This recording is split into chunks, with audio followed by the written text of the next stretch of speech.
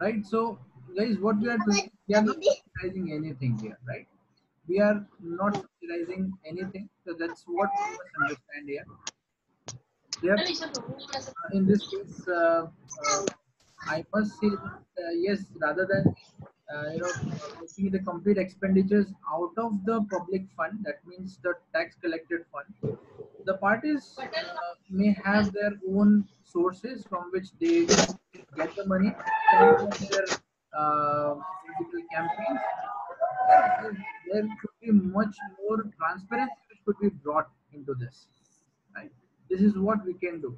Once more transparency is brought, then definitely, I think it's as good as making it maximalist only, right? Because you have the complete track of the expenditures made out of the accounts, which are purely tracked. Yes, so that's how it is. Are you clear with this, guys? Yes. Yes, sir. Okay. Okay, guys. So this is what we have understood. Now, one more reform. Now, here the reform has not been made as of now. The reform of the political funding must be made. That means the discussion of the requirement must be right. That's something which is essential. Next, something which on which some work has been done is citing of the anti-defection law.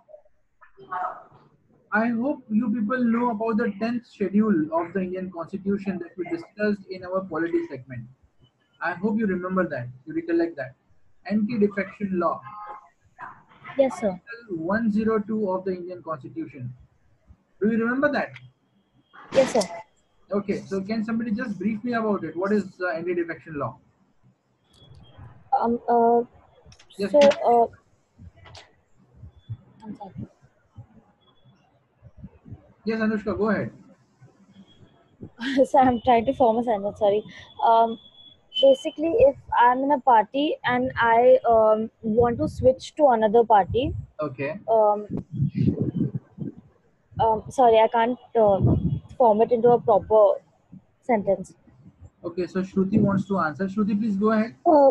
Sir, it is if a elected member Uh-huh. after elections tries to change the party, so Okay, it very good. is defection. Yeah, so he is disqualified. This is the first point. We have got Uh, 4 points This now, right?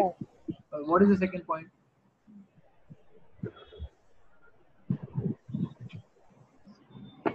So basically, if one third of the party decides to leave and join another party or form another party, then that doesn't come under the anti-defection law. Like it won't be called defection. So that means he would be disqualified, right? So this is what Shruti just said. It means if a No, person no, no, got no. elected from one party, gets elected from Uh, one party, and after getting elected, he wants to join some other political party, then he is disqualified from the uh, house, right? Anyone else? no, sir. What I said was that if one Uh, third of the party decides to leave the party after elections and join some other party or form another party of its own, that clause doesn't come under the anti-defection. Like it won't be called defection. it won't be called defection. That's something different. We are talking about defection. If let's say one third of the party is going away, that would not be called as defection. But let's say if there is a single person who is doing that, then that is disqualification, right? Or or you can say not single person, less than one third, right? If one third or more than one third people are going away from the party, that means that would not be called as defection, right? Okay, so guys, I suppose the other 3 points you people are not recollecting. Uh, So there, yeah, please go ahead. yeah, there was there's this thing which I'm able to recollect. So if you can just improve what I'm saying on, but if the person, the member, he is voting or he absents himself from voting in any of the house, Very good. which is not as per what was decided by the political party or Right, his right. house. Then he has to take some prior permission, something like that.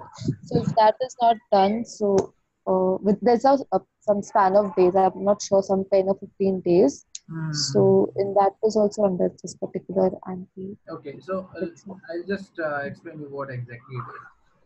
Yes. Now, let's say if there is an independent person who gets elected, are you able to hear me properly? Right? If there is an independent person who gets elected who has not joined any party, but after elections, he thinks that he wants to join some other party, he must join some other party within 6 months. Hmm. After 6 months, if he joins any party, he would be disqualified. Yes. Second point, what she just rightly said, that any person who abstains from voting or votes against the will of the party is disqualified. Right? Yes. Yes. So these are the major points that come under the anti-defection law. Clear? So हम लोगों ने anti defection law जो है इसको थोड़ा सा Titan किया और 91st amendment से we have brought in some new changes right in 2003.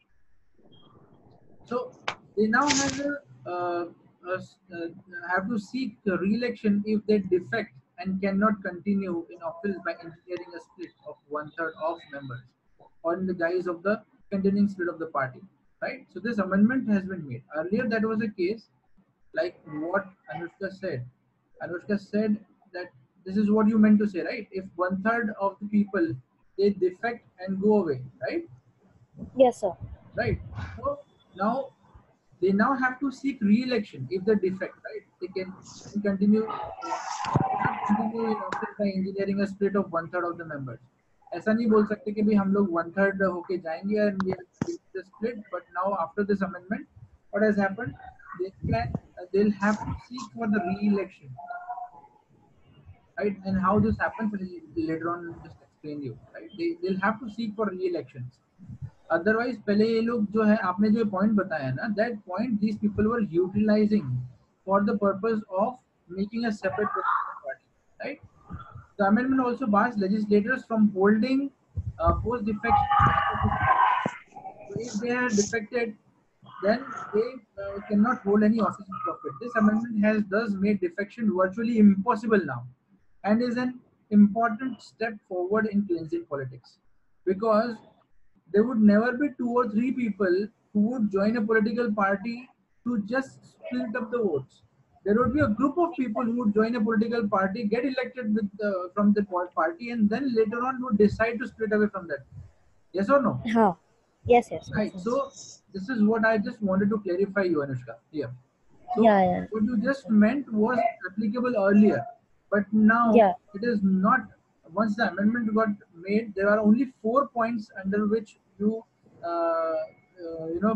the defection happens. Right, the defection, this 1/3 members wala kissa is now gone after the amendment has been made in 2003. Am I clear with this? Yes, sir. Yes. So the Election Commission has also recommended that the questions of disqualification of the members on the ground of defection should be decided by the resident or the governor on the advice of the Election Commission. So such an amendment to the law seems to be unfortunately necessary in the light of the long delays seen into some recent cases of obvious defection. There were cases of obvious defections, guys. Yeah, there were cases, right? So what are the grounds on which a person gets defected? I'll just explain you with the help of Article 102 of the Indian Constitution. I'll just revise it for you, whereas it is expected of you to just tell me what exactly it is, right? So a person stands disqualified. A person shall be disqualified for these following reasons. If he holds any office of profit. First point, if he holds any Office of office profit. of profit, right? Office of profit, Of even profit. after getting elected, to the house, right? Any of the houses we are talking about, right? If he gets elected and still he is holding any office of profit. Now, what is office of profit? Who decides? That's the question that I must raise to you people. Who decides the office of profit? Who decides the categories or the offices which would fall under the category of office of profit?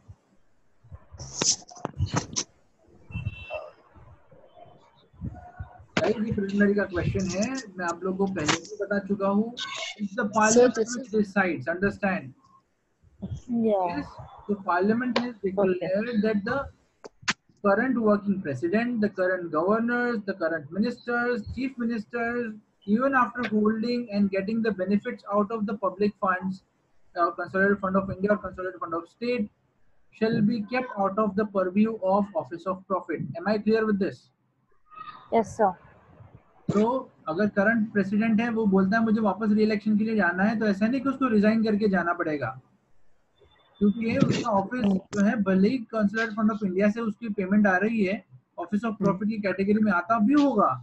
Overall speaking अगर देखा जाए तो office of profit में क्या दिया गया है, which are offices are regarded as office of profit, any office which is aided or funded or the salaries are being released from the public fund, right, like public accounts of India or consolidated fund of India or consolidated fund of the state.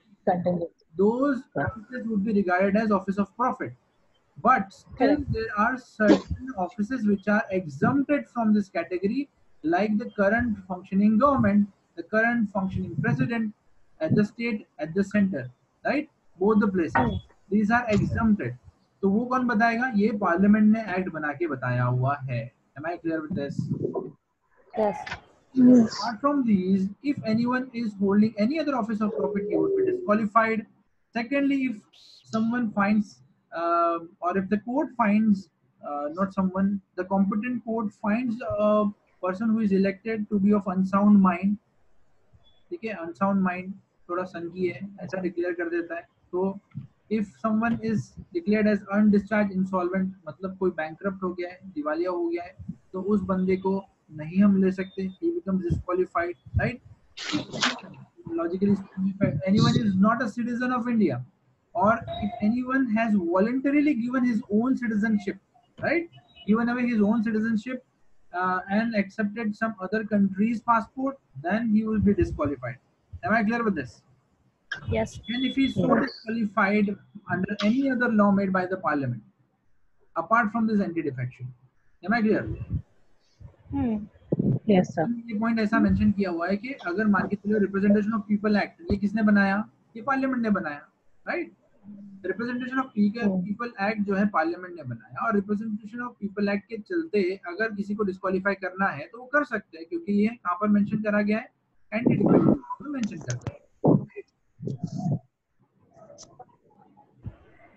Are you clear with this, guys? Yes, sir. Yes, sir. Yes sir.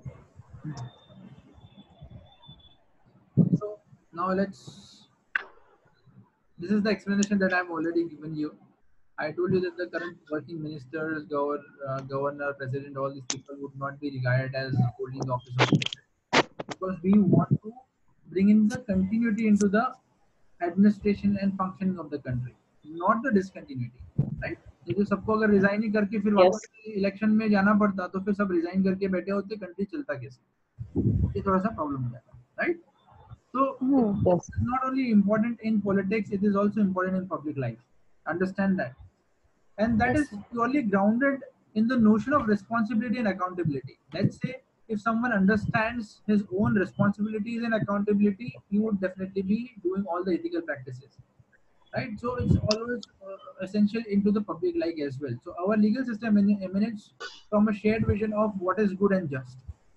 Understand that? Yes. Yes. Yes. Now, guys, how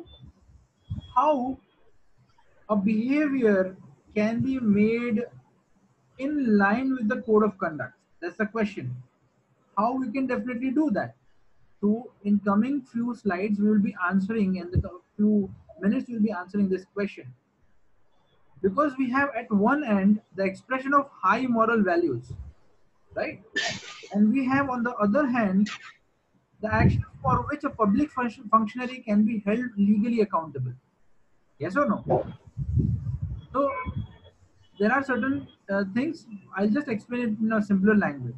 एक तरफ हम लोग कहते हैं कि भाई there are high moral values that a person must follow, और कोई एक तरफ हम लोग कह रहे हैं कि उसको वो जो पब्लिक फंक्शनरी है उसको लीगली अकाउंटेबल हम ठहरा पाए, ऐसे कुछ कोड ऑफ कंडक्ट हमको चाहिए. हाँ. तो वो दोनों चीजों को बैलेंस करना पड़ेगा हमें. क्योंकि ethics and code of conduct, both they go hand in hand. Ethics can be a Makes sense. personal set of rules and principles that a person may follow, right? And the community at large thinks that yes, these are the things which are good for the people. Yes or no?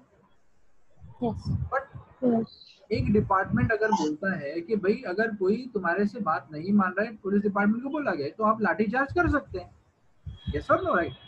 Getting this idea? अगर कोई Yes. दूसरा बंदा रहेगा बाहर, उसके ethics में नहीं रहेगा और सोसाइटी एट लार्ज बोलती है भाई पीटना सही नहीं है, लेकिन कुछ रूल्स एंड रेगुलेशंस होंगे, जो कुछ कोड ऑफ कंडक्ट होगा जो फॉलो करने, जो डिपार्टमेंट्स को फॉलो करना पड़ता है, तो दोनों को हैंड इन हैंड डालना बहुत ज्यादा जरूरी है. Getting this idea? So this is what I'm just trying to make out here, that how can we make a framework of ethical behavior and what it must include. So what are the things that it must include? First thing is codifying ethical norms and practices. जो भी ethical norms and practices है, सबसे पहले उसको codify करो. And secondly, disclose your personal interest to avoid conflict between public interest and the personal gain. कि भाई आप ये इम्प्लीमेंट कर रहे हो तो आपका पर्सनल इंटरेस्ट क्या है इसके में, that should be also made public, right. Third is create a mechanism for enforcing the relevant codes. जो भी रिलेवेंट है, सभी कोड्स नहीं, only the relevant codes. out of the recommendations of the committees and commissions being made, make a mechanism for enforcing the relevant codes, because codifying करना और disclosing the personal interest करना, ये सब committee और commission का काम है. उसके बाद वो रिकमेंडेशन देंगे, गवर्नमेंट क्या करेगी, फिर एक मैकेनिज्म क्रिएट करेगी. Once the mechanism has been created, now you must provide norms for qualifying and disqualifying a public functionary from office. Once you have codified, now you must know that what are the procedures you must follow for qualifying or disqualifying a public functionary from the office, right? This is how you must implement it.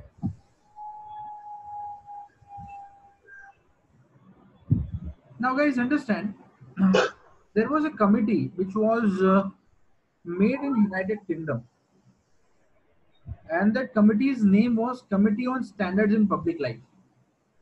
Committee on Standards in Public Life. क्या नाम था इसका? Committee is on standards in public life. Please repeat along with me. Committee on Standards in Public Life. Right? Committee of Standards. Committee on Standards. Public life. That committee was also popularly known as Nolan Committee. Nolan. Right? So because the chairman was named Nolan, Nolan was the guy who chaired this committee, and he explained certain outlining principles, and these were 7 in numbers. So these 7 principles for making the standards of the public life higher, or raising the standards of the public life higher. Right? So what are the things, what are these 7 principles that the public officials must follow, to make the life or give the very beautiful experience to the public into the society. Getting this idea? I'm just gonna disclose all these 7 important points here. Yes? Are we on the same page, guys? Yes, sir. Yes, sir. Yes, everyone. Okay, so as I've already specified, this committee was named after this person called as Nolan, right? So Nolan Committee, the exact name was Committee on Standards in Public Life. So the first principle that a public officer must follow is selflessness. What is it? Selflessness. Selflessness.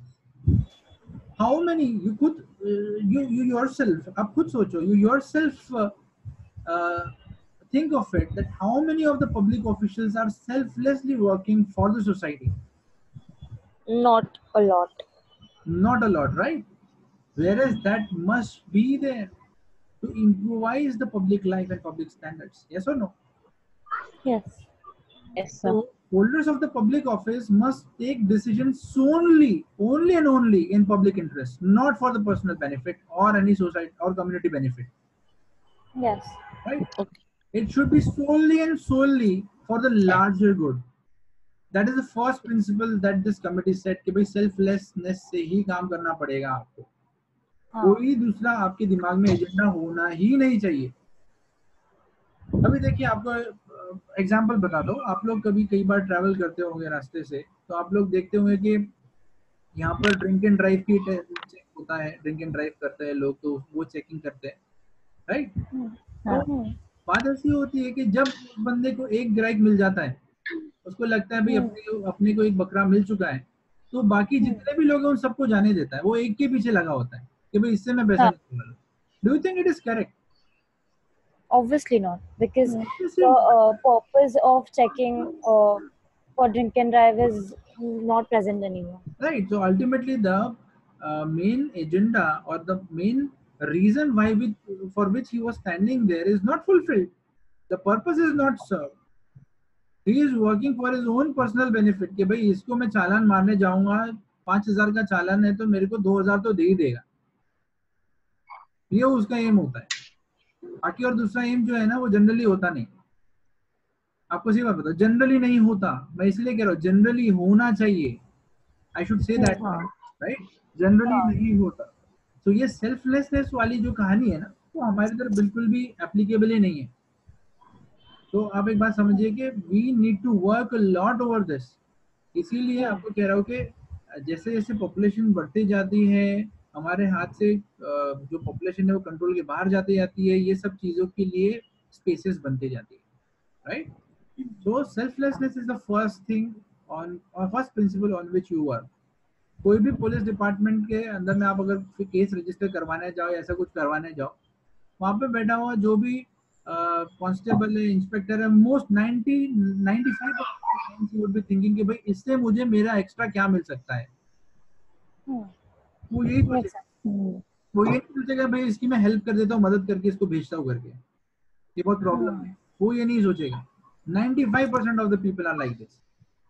Unfortunately, right? I'm being very harsh in saying this, but that's the truth.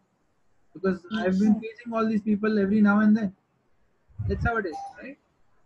Next, integrity. How many of the people are having this kind of a principle implemented in their life? Holders of the public office should not place themselves under any financial or other obligation to outside individuals or organizations that might influence them in performance of their official duties. Political parties क्या करती है, या फिर कोई businessman क्या करता है, भाई अपना काम निकलवाने के लिए इसको एक बार पैसा दे दिया तो अगला जो बंदा है वो हमेशा लाइफ लॉन्ग उसके नीचे आ जाता है, उसके ऑब्लिगेशन में आ जाता है, राइट. एनी फाइनेंशियल ऑब्लिगेशन उसके अंदर में वो आ जाता है. And then he keeps on working that way only. Then never in lifetime we can get out of this. It is very difficult. Only once you get transferred to some other place and you start a new life, then only you'll be able to get out of this. Otherwise not. At least with that person you cannot get out of this, right? आप बाकी किसी के साथ maintain कर लो, but उस आदमी के साथ तो अभी कभी भी इंटीग्रिटी वाला जो किस्सा है वो डिस्कस नहीं कर पाओगे. बोलेंगे साहब हमको क्या बता रहे हो आप इंटीग्रिटी, हमने देख लिया आपकी इंटीग्रिटी, आप चुपचाप काम करिए और पैसा लीजिए, ऐसा ही बोलेगा, right. Objectivity in carrying out a public business. Now once you people are appointed there, understand that you people are there for a business and that's a public business, right? Yes. So let's say whenever you would be having enormous powers in your hand. The politicians are having enormous powers in their hand. At times, once you grow up the hierarchy, you will have even the powers to award certain contracts to certain people. But you must not forget that you should give those contracts only and only on the basis of merit, not out of your, right? So merit पे ही मिलना चाहिए वो contract किसी को. Next is accountability. Many of the people act, but they say that we are not accountable for it. We just did it because yes, our superior told. Superior कहता है कि भाई हाँ मैंने junior को बोला था लेकिन junior ने किया है तो he is responsible for it. Why am I responsible for it? Right? Accountability of the public officers must be there for their decisions and the actions in the public life. They should be accountable for it and they should undergo scrutiny if it is inappropriate. Yes. Am I clear? Yes, sir. Yes, sir. Furthermore, next principle that public officials must implement in their lives is openness. Now, what is openness? There is nothing wrong in being open to the public, right? Let's say there are certain decisions, harsh decisions, which everyone will have to take, right? At Yes. times, you will also have to take, once you are the incumbent of a post, you will have to take certain harsh and certain strong decisions, Hmm. which the other people may not like.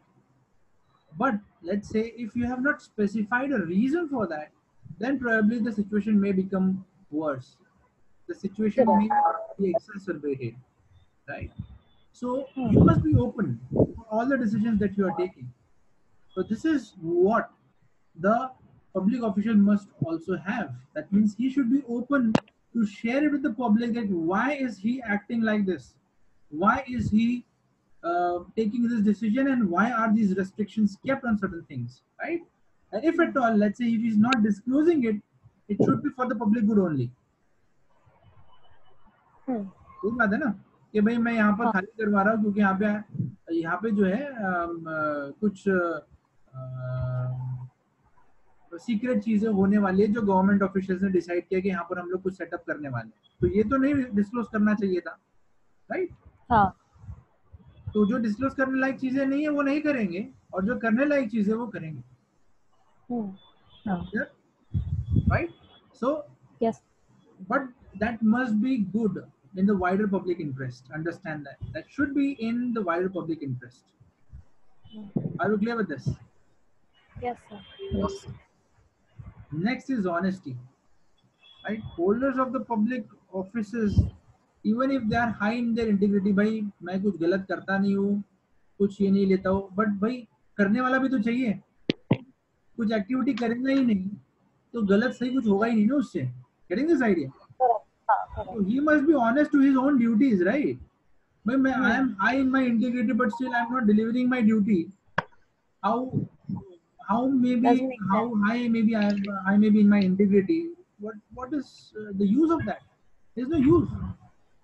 So honesty is not only in terms of your personal life; it should be in terms of your public duties as well, right? So interest relating to their public duties and to take steps to resolve any conflict arising in a way that protects the public interest. Okay, they must be honest. And last but not the least, they should have a quality of a leader. They should have a quality of a leader, right? So last is leadership. Because you people would go there, not only you, even if the political parties or the people who get elected politically, people look upon themselves, those people look upon them as being the representative of the public will, right? Hmm. Hmm. Now, that's a public mandate given to them that you people have been elected now. It's a public mandate to you. Now you develop the nation. The ones they get elected, but still they try to act to not to be a leader, then probably that's something which cannot be entertained. Right? So once you are an incumbent of a public office, you should promote and support these principles of leadership, right? And you should create yourself as an example of leadership. Am I clear with this, guys? Yes, sir. Yes, sir. Yes? Yes, sir. So, Yes.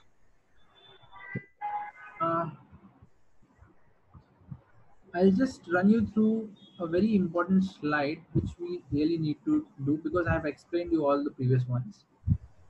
7 social sins that Mahatma Gandhi discussed earlier, right? So we had, while discussing about the teachings and the practices done by certain great leaders, I'd explained you what Mahatma Gandhi also said, if you could remember. So he said that there are 7 social sins which must be discouraged. First is politics without principles.